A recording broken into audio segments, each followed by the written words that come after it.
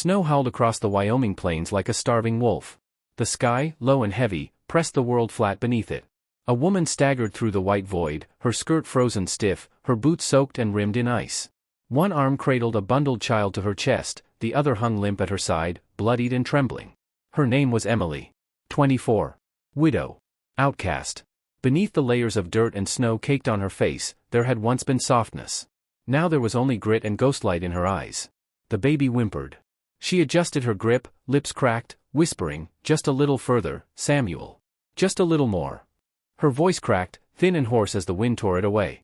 They had been walking since dawn, but time was a cruel, shifting thing out here. Her destination had once been clear, a ranch she'd heard about from a woman on the wagon trail, a place that took in the desperate. But now the horizon had vanished behind walls of snow, and the biting wind seemed to chase her in circles. She passed another cabin. Smoke curled faintly from the chimney. Hope fluttered. She banged on the door, clutching Samuel tighter. Footsteps inside. The curtain twitched. Then silence. The latch held. "Please," she gasped. "I ain't asking for much. Just for my boy." The wind answered. The door didn't open. She stumbled back, her knees buckling. The child stirred in his blanket, coughing weakly. Emily pressed her face to his, trying to share her breath. But the cold had settled into her bones. She couldn't feel her fingers anymore. She kept walking. Ahead, a church stood crooked against the wind, its bell tower leaning. She fell to her knees before the steps and slumped against the doorframe. Her lips moved in prayer, though no sound came. The last of her strength drained into the snow. Somewhere far off, a dog barked. Miles away, across the ridgeline, John Caldwell worked in silence. His breath came in clouds as he swung his axe, splitting frozen logs. He moved deliberately, as if the world couldn't touch him. He was broad, tall, in his late 30s, with a weathered face and eyes like steel under frost. His home, half cabin, half fort, stood sturdy behind him, defying the wind. The barking grew louder. John looked up. A blur moved on the trail below, half collapsed, a woman wrapped in frost and flannel, clutching something to her chest. He didn't hesitate. He dropped the axe and marched toward the barn. Grabbed his coat off the rail, threw it over his shoulders. The wind knifed across the open land, but he didn't slow. Emily tried to crawl when she heard footsteps, her instinct screaming to flee. Her body wouldn't obey. "Stay back," she rasped, raising a hand. "Ain't got nothing worth taking." The figure slowed.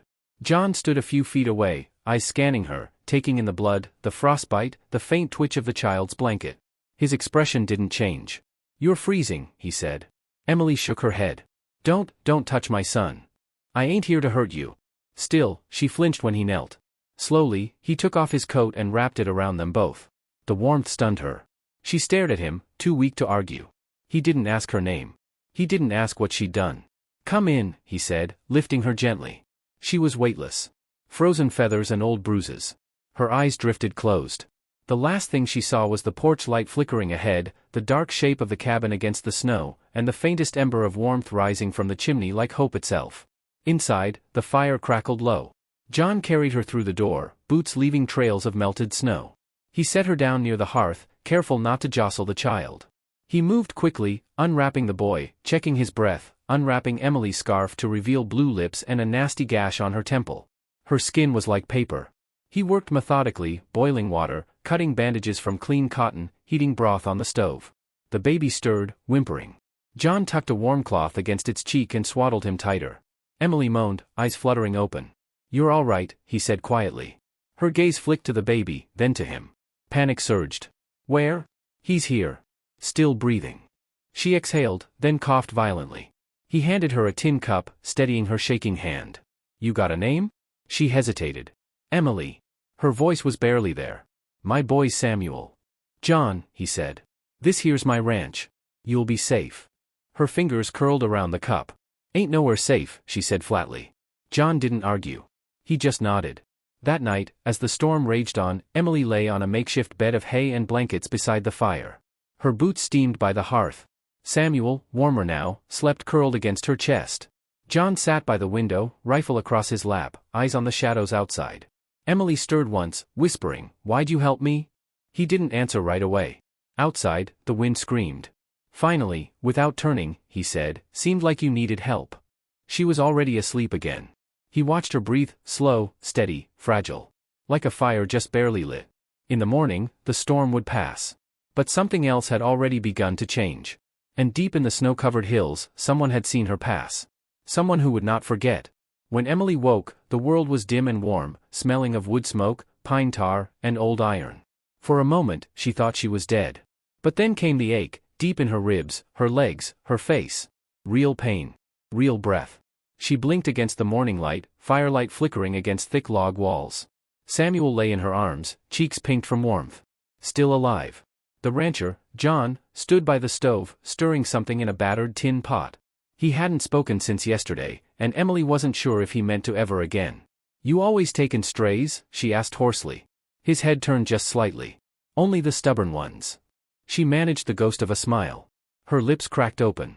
"Well, guess I qualify." John brought over a tin bowl and spoon, crouched beside her. "Broth. Warm enough now." Emily hesitated, pride fighting the gnaw of hunger. Then she reached for it, her hands clumsy and shaking. John didn't speak. He simply sat, watching the flames. "How far do you come?" he asked after a while. "Too far." She took another sip. "South Fork Trail, then north along the ridge. A woman in a church town said there was work east. But she lied." "She lie about the road too?" "No. That part she told true. Said it was death this time of year. She just didn't care." John's jaw clenched slightly. Emily saw it, saw the quiet rage behind his stillness. It wasn't at her. It was at the world. She leaned her head back against the wall. "I've been turned away at 6 doors. One man fired a shot over my head. Another tried to take Samuel. I left him bleeding." John didn't blink. "Good." For the next hour, neither spoke much. Emily dozed. Samuel cried and was fed. Outside, snow slid from the rooftop with heavy sighs. By afternoon, she tried to stand. Her legs buckled. John caught her before she fell. She stiffened in his grasp. "Easy," he muttered. "I ain't weak," she snapped. "Didn't say you were. But you ain't healed either." She let herself lean into him, just a second. Then pulled away. "I'll work," she said. "You saved us. I won't be a burden." He raised an eyebrow. "You cook?" "I can boil water without setting the place on fire." "Good enough." There was a rhythm to life on the ranch, slow, methodical, bound to the bite of wind and the drag of snow. John taught her how to patch the roof, how to split logs without wrecking her wrist, how to milk the stubborn old goat that hated everyone. Emily worked harder than he expected, harder than she ought to in her condition. But it wasn't just to repay him. It was to forget. Every night, after Samuel was down and the fire burned low, Emily sat wrapped in John's coat, staring at the flames. He never asked about her past, but it lived in her face. One night, she finally spoke. His name was Alan. "My husband." John looked over, silent. "He was a good man. Killed trying to stop a gang that raided our wagon party. They took the women. Me too. Left me when they saw I was pregnant." Her voice broke, then hardened. "I buried Alan in a canyon with a stick cross and no prayers. After Samuel came, I just kept walking." John nodded slowly. "Some men deserve worse than bullets." The fire crackled. Emily's eyes shimmered. "You got anyone?" she asked softly. "Had a brother once. Fought for the Union. Came home and hung himself in the hayloft." She said nothing for a long moment.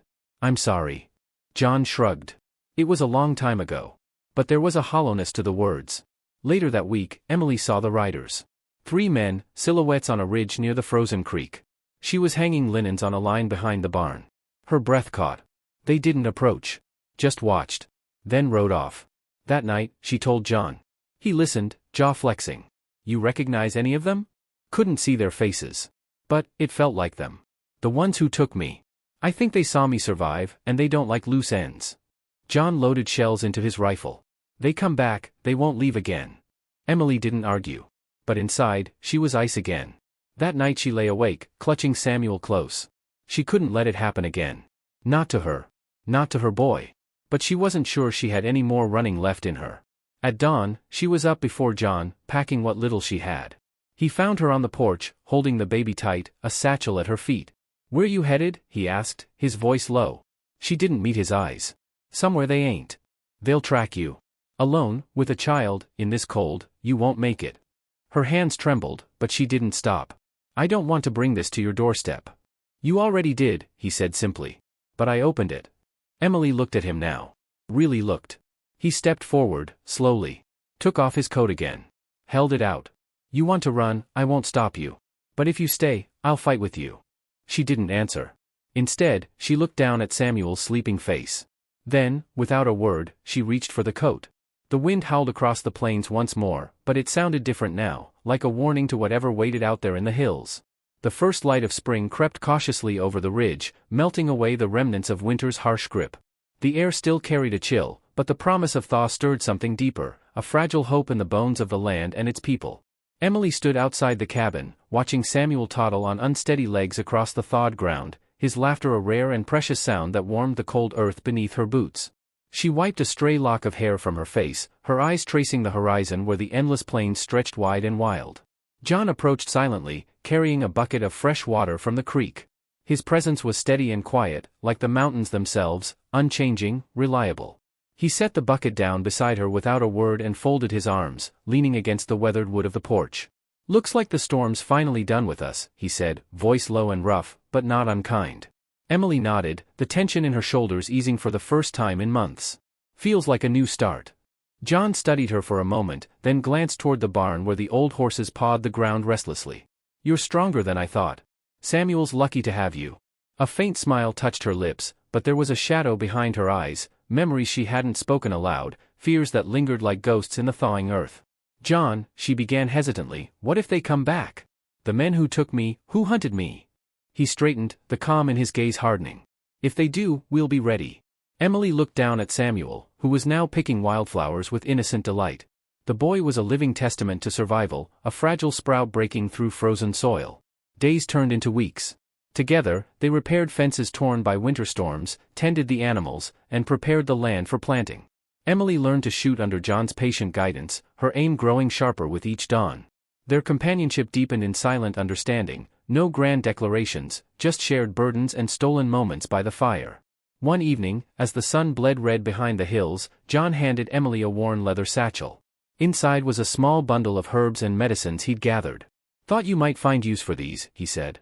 Emily accepted it, her fingers brushing his briefly, a simple touch laden with unspoken gratitude and something more fragile, yet no less profound. The peace was shattered late one afternoon when a cloud of dust stirred on the far ridge. Emily's heart clenched as 3 riders appeared, their figures dark against the fading light. They were the same men, their faces cold and merciless. John moved like a shadow, ushering Emily and Samuel inside and securing the doors and windows. His rifle was loaded, hands steady despite the storm of memories flickering in his eyes. The bandits dismounted, shouting demands, their voices carrying over the valley like thunder. They wanted Emily, wanted to finish what they had started. But John was waiting. When the door burst open, he stepped forward, rifle raised. A fierce firefight erupted, gunshots cracked like lightning, echoes bouncing off the hills. Emily pressed Samuel to the floor, heart pounding, breath caught between fear and hope. John's voice was a steady anchor amidst the chaos, calling out commands, taking aim with deadly precision. The men faltered, their confidence breaking against his unyielding defense. When the last shot rang out and silence fell like snow, John lowered his rifle and moved to Emily's side. She was trembling, but alive. Outside, the men lay scattered, defeated by the fierce will of a man who refused to let darkness claim what little light remained. In the quiet aftermath, Emily looked at John, not just as a savior, but as a partner forged in hardship. "I won't run anymore," she whispered. He nodded, his gaze softening. "Neither will I." Spring blossomed fully over the plains, painting the world in greens and golds. Emily and John worked side by side, tending the land and nurturing the fragile roots of trust and hope. Samuel grew stronger, laughter echoing freely under open skies. But beneath the warmth, scars remained, reminders of battles fought both outside and within. One evening, as the sun dipped low, Emily stood at the edge of the field, feeling the wind against her face. She thought of the long winter, the bitter winds, the nights spent fighting despair. And yet, here she was, standing tall, cloaked not just in John's coat, but in the strength she had carved from pain. The frontier was unforgiving, but so were they. Together. The story was far from over. And as the horizon stretched endless before them, they knew that whatever came next, they would face it, side by side. The wind whispered promises of tomorrow. And they would answer. If you felt the strength in Emily and John's journey, please like, comment your thoughts, and subscribe to hear more stories of resilience and hope from the frontier. What would you do if you were in Emily's shoes? Let us know below.